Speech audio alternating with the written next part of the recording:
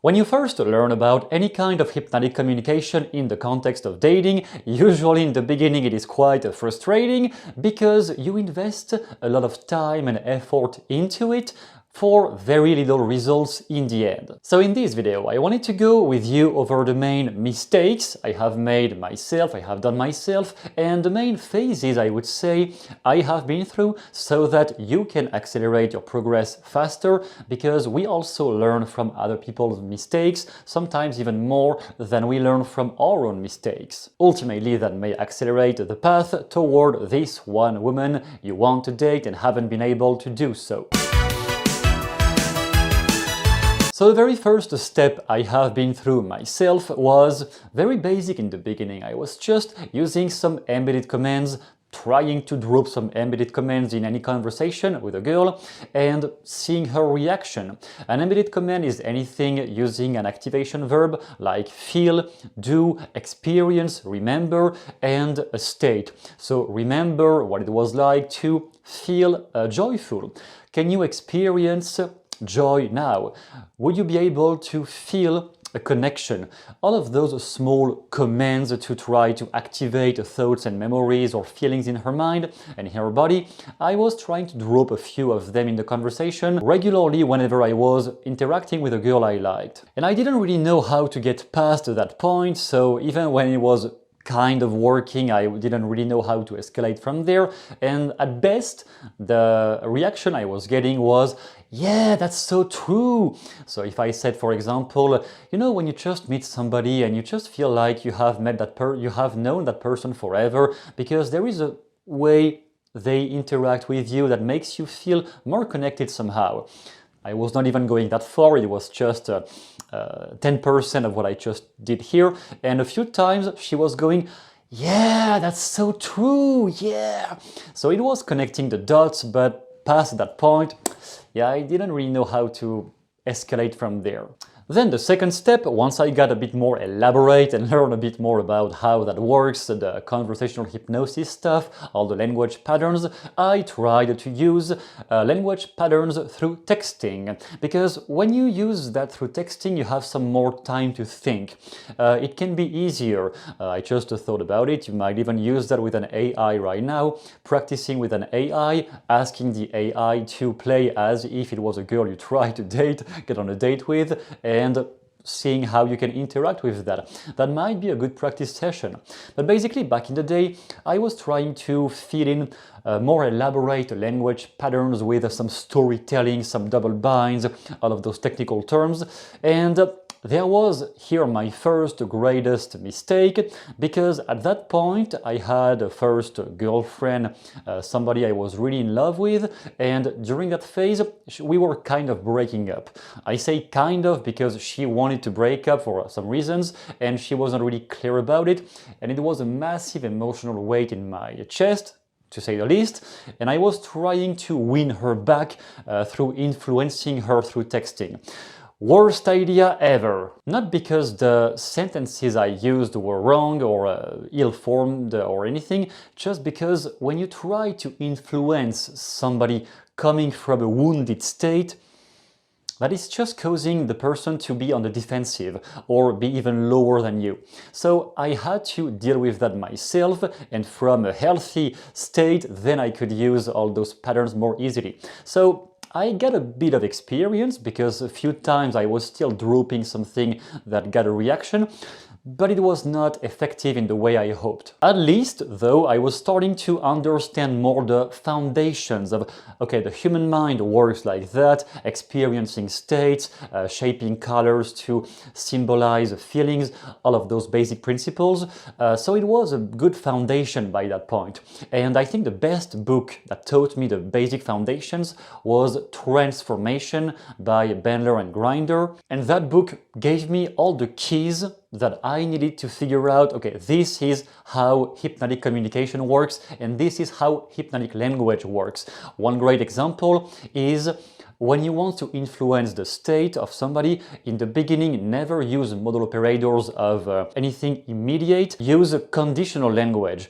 Would it be possible? You might experience. What would it be like if eventually you could? And then once the person is much more inclined, then you can be authoritative and say, you go there now, do this today, stop saying this, act upon this now.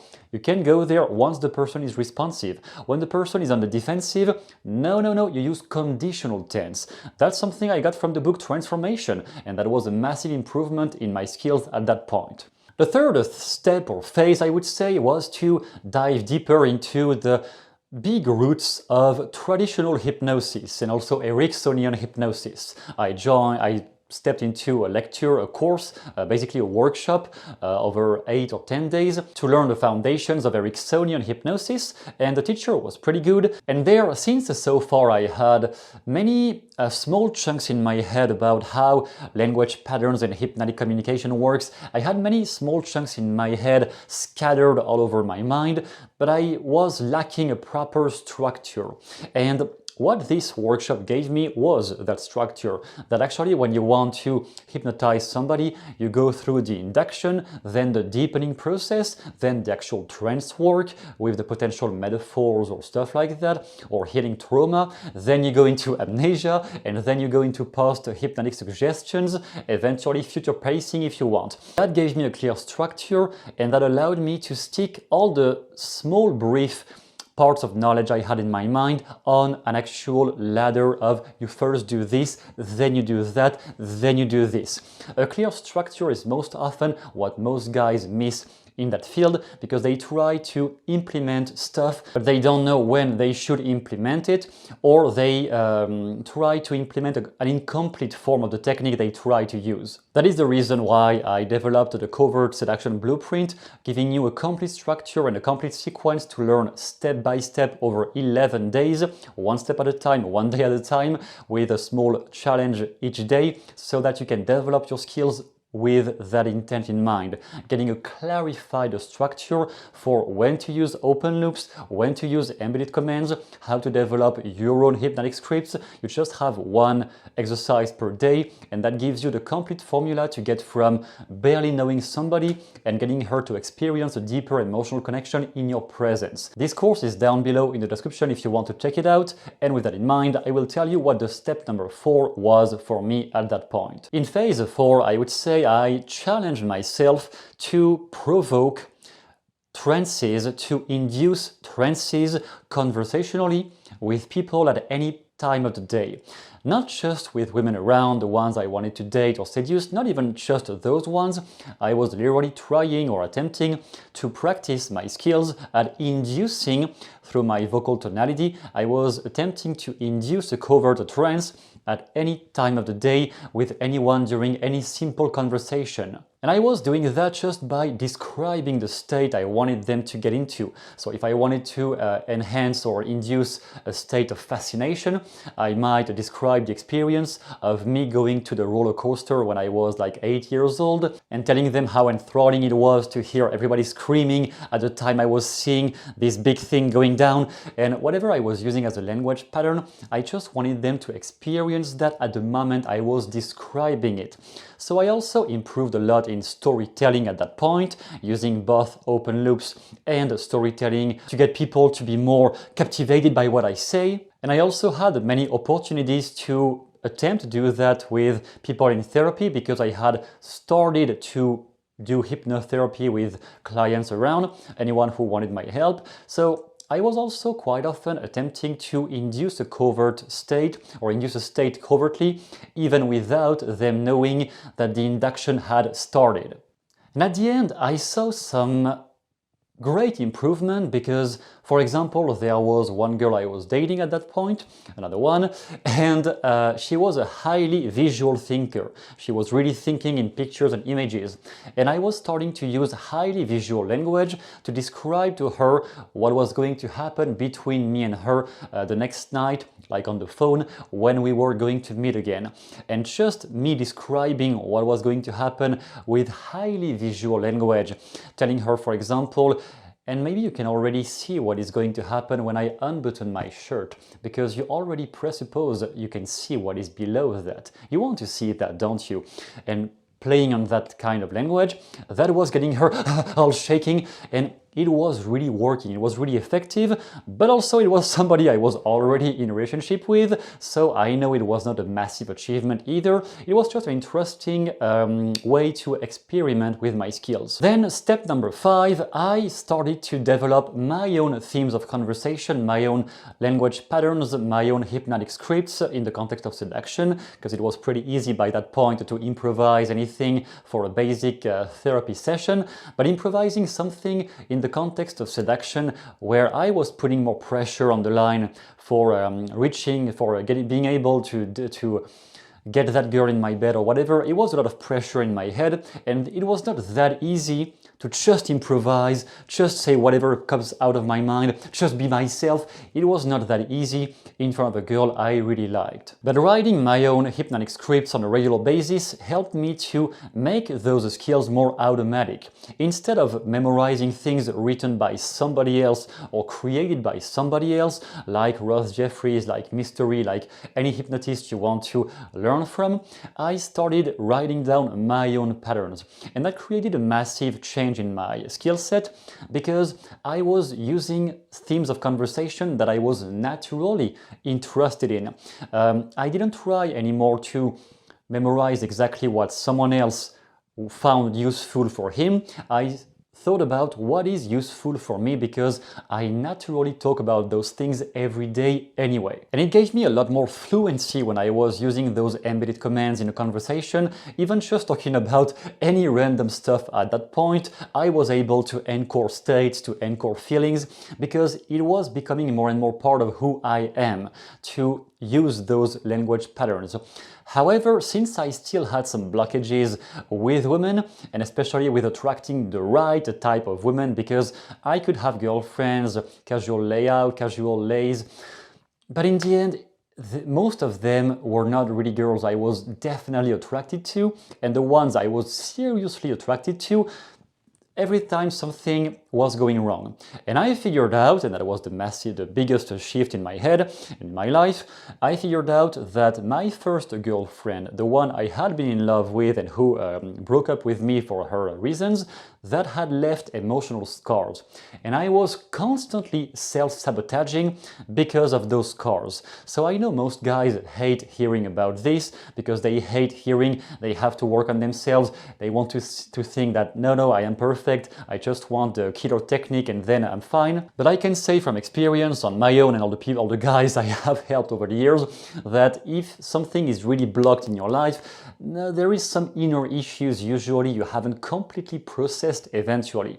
Once those are processed though, then you acquire the kind of girlfriend who really changes your life. And then the last step in my evolution, I would say, was to develop an acuity for the multiple layers of communication, or let's say multiple levels of communication. Because when you and I have a conversation, we may just exchange based on the meaning of the words we say. I say something, you respond. That is the basic level 1 of communication.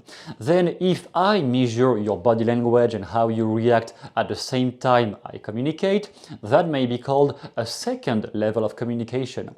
Then if I think about what is your interpretation of how I speak at the moment I speak, that is a third level of communication, and on, and you can go really high with this once you have experience. And I started developing that skill automatically. I was not just aware of what people say when I talk to them, I was aware of their body language, I was aware of their blinking rate when I say something, I was aware of the specific words they mark some tonality on when they speak. So if one word in their sentence was marked by a deeper voice at the moment they speak, I was hearing all of those subtle cues that allowed me to pinpoint in any conversation what was the most useful to pursue in the conversation. It is a skill that helped me in sales, in dating obviously, and in therapy, because I was able to figure out what is it that people say but don't say. What is it that people try to communicate unconsciously because they leave some cues, but some conscious block is trying to push you away, not let you see this. What is it? Once I could pinpoint that, I became an insanely better conversationalist because I could pinpoint all the unconscious signals their unconscious mind was sending me and responding, reacting appropriately to it. But in the end, all of this became insane when I really worked not just on getting sex or getting validation or anything, when I really worked on building a deeper emotional connection with the woman I wanted to date. And emotional connection is not just about evoking a deep state, a deep feeling inside her, it is also about opening yourself. So I briefly talked about my wounds, all the scars I had, the emotional scars I had from a girlfriend. All of those things, or parental issues or anything, they have to be dealt with so that you can open yourself more easily too, and that can create the kind of connection that build a really healthy relationship. And I had one of them happening just after, I would say, that phase. A girl I had met previously that I thought was just, okay, it's just somebody who will never want to be with me anyway. And that's maybe 8 months later, we ended up in a relationship, and she was definitely the best I ever had in my life for many different reasons. But I didn't even know that was possible. So those things can happen partly because at that point I had automated so many skills that I no longer had to think about, oh, how should I use this story with that girl? How should I say this or this? I no longer had to think, it was automatic. And if you want to develop those skills yourself and get the kind of girlfriend you really deserve also in your life, you have the complete Covert Seduction blueprint down below in the description that will give you a complete roadmap based on your level to show you what is the next step, how can you develop the kind of open loops or hypnotic scripts based on your conversation style, not based on mine or anybody else's. And with this in mind, you can build a skill set that will allow you to no longer think and act automatically whenever you want to seduce somebody. This is down below in the description. I hope you will find this entertaining and really useful in your life.